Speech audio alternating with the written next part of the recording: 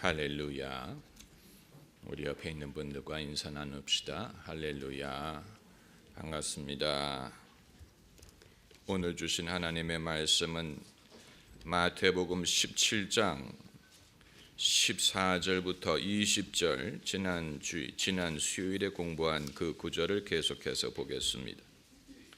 마태복음 17장 14절부터 20절까지 함께 읽겠습니다.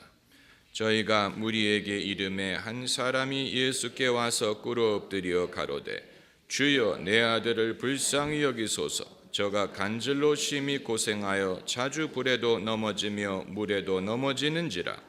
내가 주의 제자들에게 데리고 왔으나 능히 고치지 못하더이다.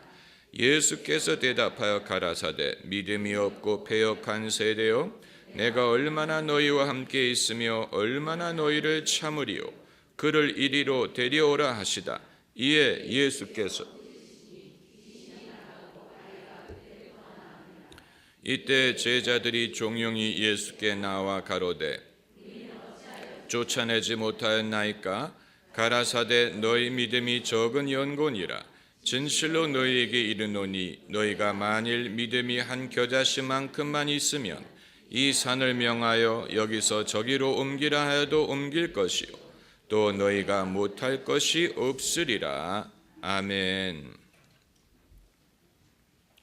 지난 수요일 날에는 제자들이 예수님께 주님은 어떻게 귀신을 쫓아내셨습니까? 라고 묻지 않고 저희는 어찌하여 귀신을 쫓아내지 못했습니까? 라고 물었다는 점을 주목했습니다. 주님이 귀신 내쫓은 것을 의아하게 생각한 것이 아니고 자신들이 귀신 내쫓지 못한 것을 부끄럽게 생각하고 안타깝게 생각했습니다. 오늘날 우리에게 주는 교훈이 무엇이냐? 우리도 이러한 이적을 신기하게만 생각할 것이 아니고 우리가 그것을 하지 못하는 것을 이상하게 생각하고 부끄럽게 생각하고 할 줄 아는 사람이 되고자 해야 된다는 것입니다. 그것이 믿음의 사람의 모습입니다. 예수님이 이러한 이적 행하셨다는 것을 믿는 데서 그치는 것이 아니고 우리도 어떻게 하면 주님처럼 이런 일을 할 수 있을까를 물어봐야 된다는 것입니다. 예수님을 닮는다는 말은 이런 것을 포함하는 것입니다. 우리는 왜 내쫓지 못했습니까? 라는 질문에 예수님은 아주 단순하게 대답하셨습니다. 너희 믿음이 적은 연고니라. 마가복음에는 기도 이외에는 이 같은 유가 나가는 일이 없다라고 기록이 되어 있습니다. 그러므로 마태복음에는 너희 믿음이 적기 때문이다 라고 말씀하셨는데 마가복음에는 기도 이외에는 이 같은 유가 나가는 것이 없다. 마태는 믿음을 말했고 마가는 기도의 필요성을 말했는데 어느 것이 옳으냐? 예수님은 아마 둘 다 말씀을 하셨을 것이라고 생각이 되는데 마태는 거기에서 믿음의 중요성을 주목했고 마가는 기도의 중요성을 보았기 때문에 그런 식으로 쓰지 않았을까 이렇게 보입니다. 기도 이외에는 이 같은 유가 나가는 일이 없다라는 대답은 사실은 더 쉬운 대답입니다. 왜냐하면 그냥 기도만 하면 되니까.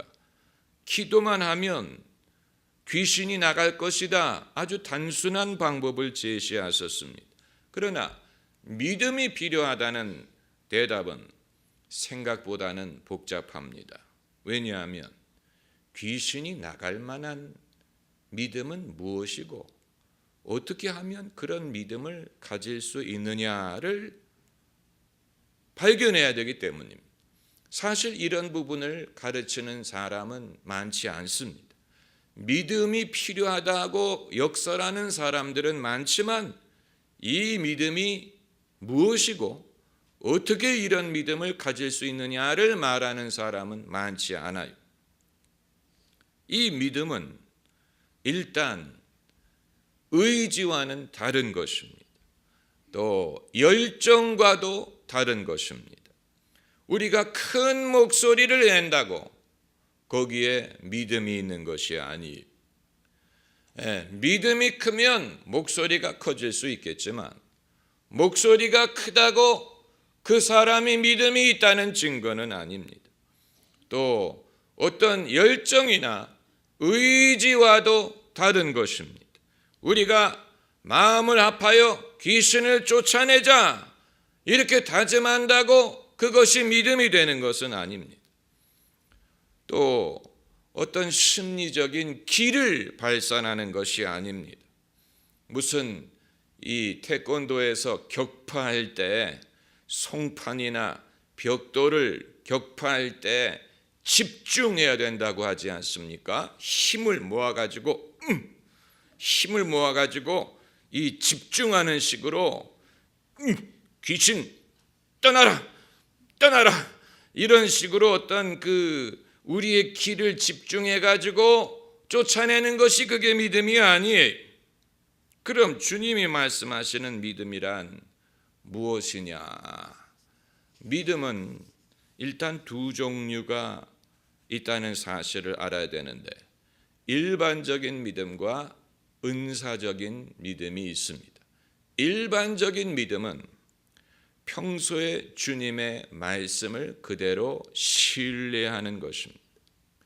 믿음이 있으면 너희가 못할 것이 없다라고 하셨기 때문에 평소에 할 수 있다, 귀신을 쫓아낼 수 있다, 능치 못할 것이 없다라는 그런 마음가짐을 갖는 그것이 일반적인 믿음이 이스라엘이 가나안 땅에 들어가기 위하여 12명의 정탐꾼을 보내지 않았습니까? 그 중에 10명은 부정적인 보고를 했는데 여호수아와 갈렙만이 우리가 그 땅을 얻을 수 있습니다. 그들은 우리의 밥입니다. 여호와가 그들을 우리에게 넘겨주셨습니다. 라고 대답한 것은 어떤 믿음의 은사라기보다는 눈에 보이는 환경보다 하나님의 말씀을 신뢰했기 때문에 가능한 것입니다.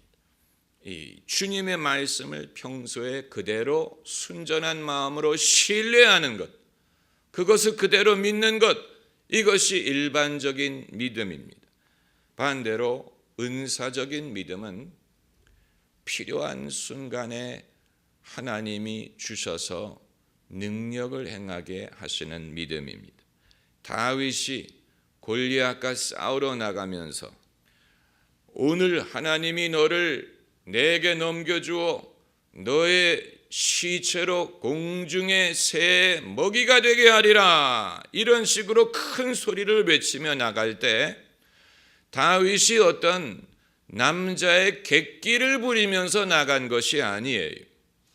골리앗과 싸워 이기는 것은 어떤 객기로 말미암아 이루어질 수 있는 것이 아닙니다. 만일 다윗이 그냥 자신의 성격적인 용기만을 의지하고 나갔다면 그는 개죽음했을 것입니다. 개죽음을 당했을 것입니다. 그가 그런 특별한 담대함을 가지고 나갈 수 있었던 것은 그 순간에 하나님이 다윗에게 믿음의 은사를 주셔서 성령의 기름 부음이 그와 함께하고 다윗이 던지는 물맷돌을 성령이 유도해서 목표물에 정확하게 명중하게 하신 그 순간만큼은 하나님이 다윗과 함께 하셔서 능력을 행하게 하신 것입니다. 사도행전 3장에 베드로와 요한이 기도 시간에 성전에 기도하러 올라가다가 미문가에 앉은 거지를 일으킨 적이 있죠. 그때 그 순간에 하나님이 베드로와 요한에게 믿음의 은사를 주셔서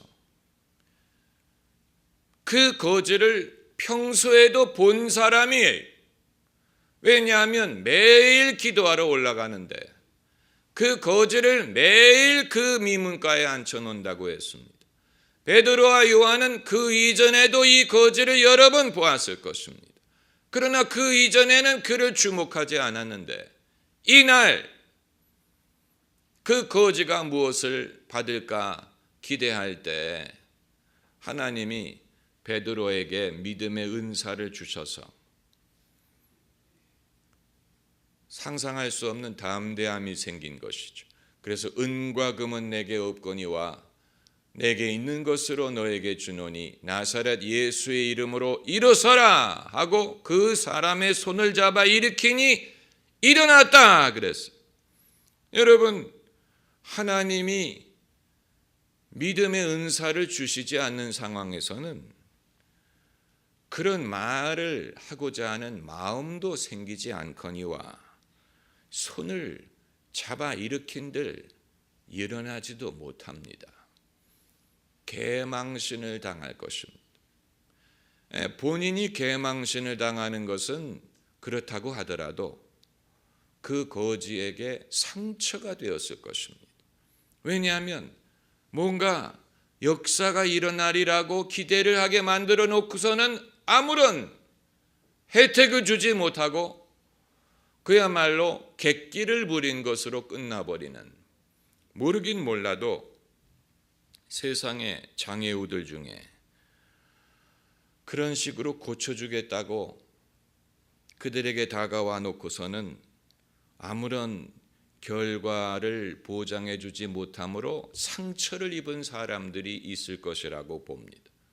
자꾸만 누가 와서 은과 금은 내게 없거니와 사람들이 자꾸만 와가지고 될 줄로 생각하고 이 시도를 하는데, 그래서 본인도 처음에는 기대를 하고 믿는데 역사가 일어나지 않으므로 오히려 실망이 되고 상처가 되는, 나를 좀 내버려 두지, 믿음이 있다는 사람들이 지나가다가 내가 장애우인 것을 보고 나에게 믿음을 실험하려고, 자기가 베드로인 양 실험하려고 하는 그런 일이 없지 않습니다. 참 아주 민감한 일이에요. 베드로와 요한이 그 순간에 하나님이 주시는 은사로 주시는 믿음을 경험하지 않았다면 그런 대담한 일을 엄두도 내지 못했을 것입니다. 아까 말씀드린 것처럼 이 거지는 이전에도 본 적이 있는 사람이, 매일 성전에 들어갈 때 미문가에 앉아있기 때문에 매일 접하는 사람인데 평소에는 그냥 지나가다가 오늘은 그를 주목하게 된 것입니다. 그렇다면 이렇게 은사로서 하나님이 주시는 믿음이 있고 하나님이 그런 믿음을 주셔야 우리가 능력을 행사할 수 있다면 하나님이 안 주는 것이 문제지 내가 그런 능력을 행하지 못하는 것이 문제가 있는 것이 아니지 않느냐, 이런 질문을 할 수 있어요. 내게 믿음이 없는 게 문제가 아니고 하나님이 그런 은사를 안 주는데 어떻게 하느냐, 안 주기 때문에 내가 없는 것이다, 내 탓이 아니다, 이런 식으로 우리가 믿음 없음을 스스로 변명할 수 있다는 얘기입니다. 그러나 누구를 탓하려는 것이 성경의 목적이 아니에요. 하나님이 안 주었기 때문에 이런 믿음이 없고 그러므로 나는 앞으로도 없을 것이다 라는 말을 성경이 하고자 하는 것이 아니에요. 성경 어디에도 사람이 없는 것을 가지고 하나님을 탓하는 사람이 없어요. 그건 그 사람이 없는 것이 문제지, 안 준 하나님을 탓하는 것은 그건 신앙이 아니고 그건 하나님에 대한 올바른 자세가 아닙니다. 성경에 이 아기가 없었던 여성 중에 여호와께서 내게 열매를 주지 않으므로 이런 식으로 자기에게 없는 것을 하나님이 안 줬기 때문이라고 말하는 경우가 있었지만, 그러나 이 하나님이 주고 안 주고를 떠나서 사람에게 없는 것을 가지고 하나님을 탓하는 것은 그건 믿음의 자세가 아니에요. 어떻게 해서든지 얻으려고 애를 쓰는 것이 그것이 올바른 믿음의 자세입니다. 할렐루야. 어떻게 해서든지 이런 믿음을 가지려고 애를 써야 됩니다.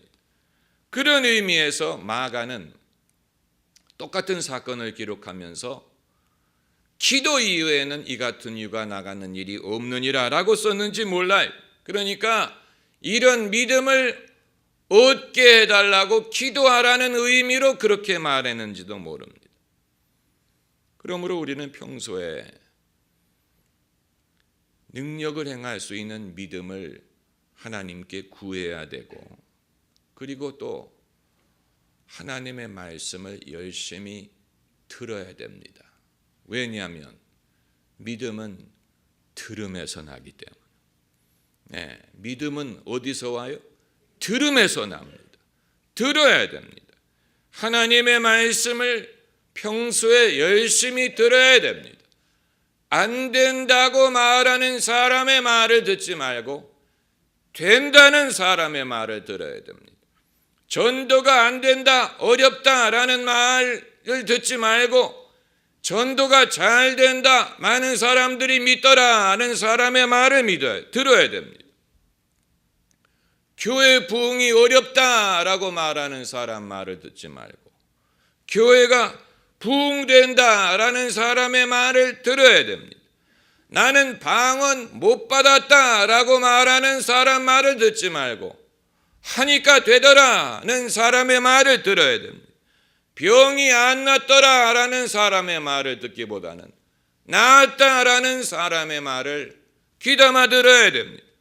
취업하기 어렵다라는 사람 말을 듣기보다는 취업했다, 어렵지 않다라는 말을 들어야 됩니다. 결혼하기 어렵다라는 사람 말을 듣지 말고 이미 결혼해서 애도 낳았다, 이런 사람의 말을 들어야 됩니다. 믿음은 들음에서 나요. 믿음으로 행하는 사람들의 간증을 들어야 됩니다. 믿음의 능력을 경험한 사람들의 간증을 들어야 됩니다. 그리고 궁극적으로는 하나님의 말씀을 들어야 됩니다. 무엇보다도 성경 어디에도 안 된다라는 구절 찾아볼 수 없습니다. 성경은 안 되는 것을 정당화하기 위하여 쓴 책이 아니에요. 그건 하나님의 감동이 없어도 얼마든지 쓸 수 있습니다. 이 세상 사람들이 안 되는 것을 정당화하는 것은 어려운 일이 아니에요.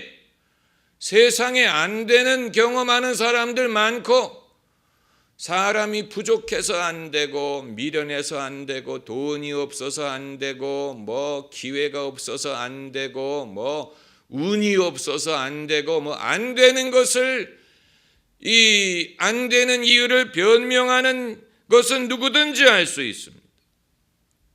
그런데 된다는 말을 하는 것이 어렵죠. 성경은 된다는 말을 하기 위한 책이고, 만약에 된다고 하나님이 믿지 않았으면 이 죄 많은 인류를 이렇게 오랫동안 인내하고 참지 않으셨을 것입니다. 옛날에 버렸을 것입니다. 안 된다.